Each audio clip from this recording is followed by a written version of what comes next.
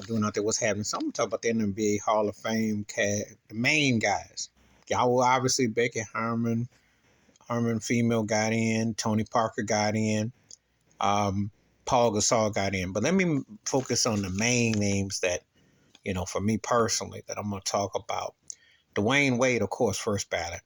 He was my second favorite two guard, tied with Kobe behind Jordan. Because I always put D Wade tied with Jordan, tied with Kobe for second best two guard. That's me personally, because I think they were that close personally.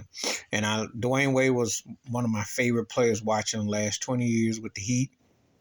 Uh, that chip in '06 when Shaq came along and he was rolling, and the LeBron eras, etc. Strange how things went the last few years because he left Miami, went to Chicago, went to Cleveland, came back to Miami. But G Wade, one of my favorite on the court, on the court, one of the best defensive two guards ever.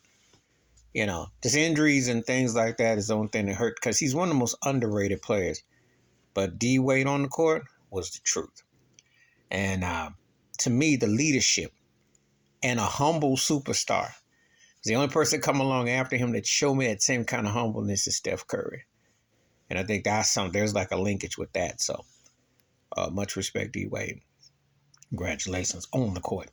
And then, of course, Dirk Nowitzki, the guy who proved that foreign players could play in this league, took it to another level. And when I say that, because I remember when he got traded for the late Robert Tractor Trailer, and then, I'm being a Michigan guy, Michigan fan, Tractor had more. They laughed, who's this Dirk Nowitzki? Well, Dirk, he showed what he was about.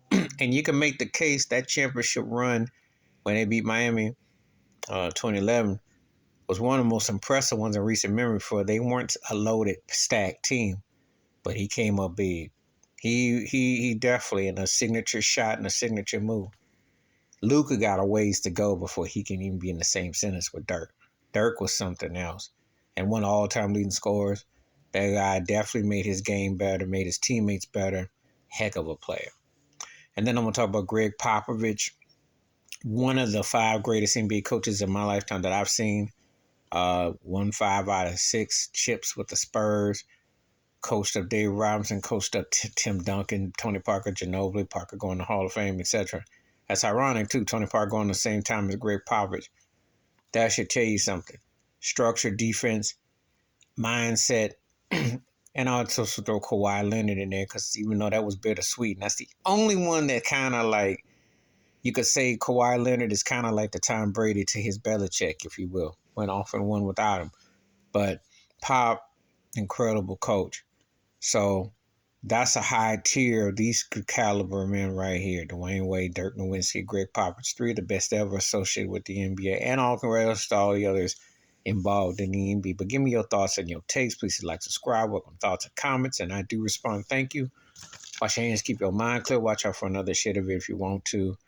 And I'm all for when I see this, because Dwyane Wade and Dirk had an interesting history, and Dwyane Wade and Gregg Popovich had an interesting history, to say the least. If you remember the runs between Miami and Dallas and the runs between Miami and San Antonio, quite interesting. It wasn't that long ago. I'm out.